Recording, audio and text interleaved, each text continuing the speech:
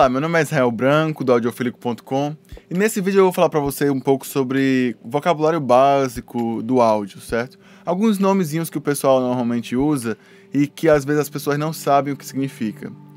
Esses nomes que eu vou usar aqui, muitas vezes eles são usados de alguma forma distinta, mas para não ter nenhum problema, eu vou dizer que é a forma como nós estamos utilizando esse vocabulário aqui no Audiofílico.com e na forma como eu vejo ser utilizado na maior parte dos livros, tanto de audiovisual quanto de música, quanto de engenharia acústica, né? Nesse vídeo a gente vai partir de um espaço, na verdade, um espaço que a gente vai chamar de Dynamic Range, ou traduzindo talvez como latitude sonora, ou seja, a distância entre o som mais alto de um sinal que você pode escutar e um som mais baixo de um sinal que você pode escutar.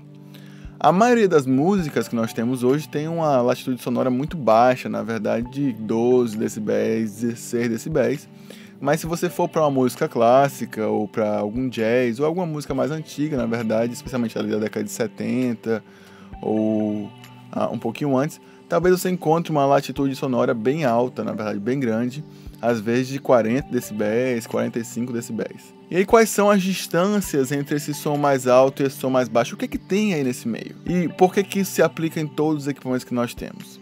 Essa distância é composta por dois extremos. O primeiro extremo seria o pico. A partir do pico, qualquer som reproduzido ou qualquer som gravado vai estourar. O som estourado é esse som que eu estou reproduzindo agora. E no outro extremo nós vamos ter o noise floor, ou seja, o local onde nós vamos escutar muito bem o ruído gerado pelo componente eletrônico que você fez a sua gravação ou pelo componente eletrônico que você está reproduzindo a sua música, e que a partir daí você simplesmente não vai conseguir escutar nada que esteja desse nível para baixo, porque o noise floor ele é composto por um ruído branco que tem a mesma intensidade em todas as frequências, ou quase a mesma intensidade, e basicamente você não consegue escutar nada que está abaixo dele porque você literalmente fica preso embaixo desse ruído branco. Eu vou usar um exemplo agora onde eu vou colocar um ruído branco para cobrir a minha fala, e eu vou baixar um pouquinho o som para não atrapalhar os ouvidos de vocês, mas o som vai estar nesse nível que eu estou reproduzindo agora, e quando eu coloco o ruído branco, vocês entenderam o que eu falei? Na verdade o que eu falei foi que vocês não estavam conseguindo entender aquilo que eu estava falando. Entre o pico onde estoura e o noise floor, onde você vai ter realmente mais nenhum som porque o som vai ser engolido por esse ruído branco, você tem algum espaço aí. Tem um espaço lá em cima chamado de headroom, ou espaço da cabeça, né? O headroom vai ser um espaço onde não vai ser audível nem um pouquinho o ruído branco do noise floor.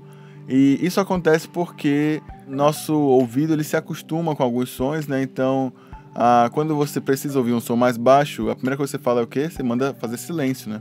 Então, nesse espaço, o som de ruído, né, o noise floor, ele seria desprezível, ele não seria algo que seria audível para os nossos ouvidos. Logo depois do noise floor, no momento que o noise floor acaba, onde nós teríamos talvez algo que nós poderíamos chamar de nível ideal de sinal, começa o signal to noise, ou a relação de sinal e ruído, ou seja, quanto mais para baixo você vai, mais você escuta o ruído, e quanto mais para cima você vai, menos você escuta o ruído e mais você tem um som mais limpo até o momento que você entra no headroom e você não tem mais uma noção, uma percepção do que é o ruído branco gerado pelo meio eletrônico ou pelo que seja.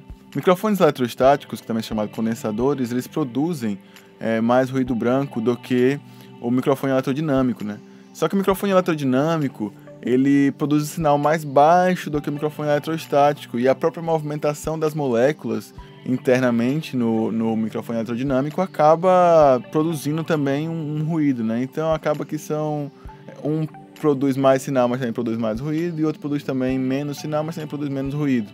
Então, a gente não pode aqui afirmar categoricamente que o microfone dinâmico ele produz menos ruído do que o microfone estático, né, do que o microfone condensador, porque no final, quando você igualar o nível de sinal, talvez você tenha um nível de ruído muito similar. Depende do microfone também. Então é sempre bom analisar caso a caso.